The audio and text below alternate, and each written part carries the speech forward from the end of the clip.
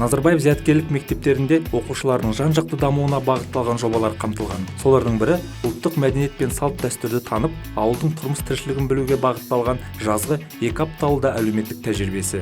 Бұл жоба аясында оқушы ауыл өмірімен танысып, рухани құндылықтарды сіңіріп, ауылдағы үлкендердің өнегелі әңгімесін тыңдап, құрбы-құрдастарымен араласуға мол мүмкіндік алады. Биылғы жылы да Өскемен қаласы химия-биология бағытындағы Назарбаев зияткерлік мектебінің оқушылары 2 апта ауылда жобасын белсенді атқарды. Солардың бірі 12-ші Си сынып оқушысы Есімхан Жібек.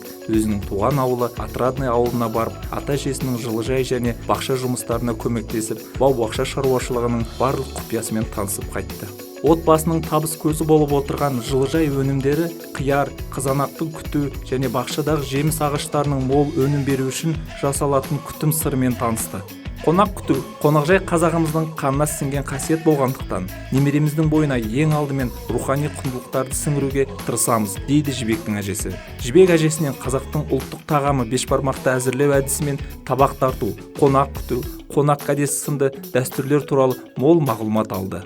10-шы Си сынып оқушысы пионер Фәділет Нұрлыкөш ауылында тұратын ағасының үйіне барып, құрылыс жұмыстарына көмектесті. Зәулім үйдің қабырғасын қалайтын кірпіштің қалай жасалатынын өз көзімен көріп, көңіліне түйіп қайтты. Кірпішке қажетті шикізатты құю, кептіру және белгілі бір өлшемде сай етіп кесу жұмыстарының барлығы мұнда өз қолдарымен жасалады. Бұл жұмыста қара күштен өзге еп пен ыңғай керек.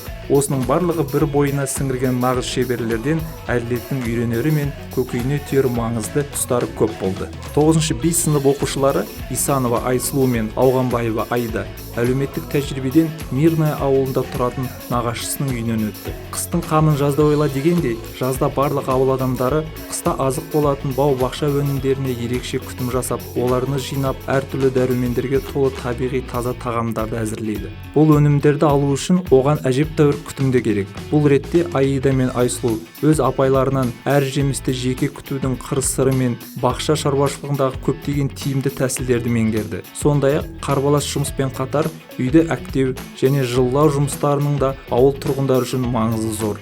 Осы жұмыстарды қатар атқара отырып, оқушыларымыз ауыл тіршілігімен танысып, таным мүмкіндіктерін кеңейтті. Еңбек қадірін түсініп, ауылда сақталған рухани құндылықтарымызды саналарына сіңіріп қайтты. 10-шы Си сынып оқушылары Ермекұлы Ерасыл мен Акитов Мирас биылғы жылы жобаларын бірлесіп Қасым Қайсенов кентінде өтуді жөн көрді. Төмендегі сыныптарда ауылдың күнделікті жұмыстарын атқарып, мол тәжірибе жинақтаса, биылғы жылы олар ер азаматтардың атқаратын ауқымды жұмыстарды меңгеру қажет деп шешті. Сол себептен оқушыларымыз ауылдағы ағаларының құрылыс алаңына барды. Баспана тұрғызу оңай шаруа емес. Үйдің негізін құю, қабырғаларын қалау және құрылыс өренелерін орналастыру жұмыстарымен айланысты. Құрылыс жұмыс кезіндегі құм, цемент сынды материалдарды арнайы қоспа жасаудың өзіндік тәсілдерін меңгеріп, жанға жайлы баспана салудың да қырларын үйренді. 9-шы Ф сыныбының оқушысы Алимхан Баржақсы үшін биылғы тәжірибе ерекше болды. Ол ауылдағы бұрыннан бері омарта шаруашылығымен айланысатын ағасына барып, бал өндірудің ісінің қыр-сырымен танысты.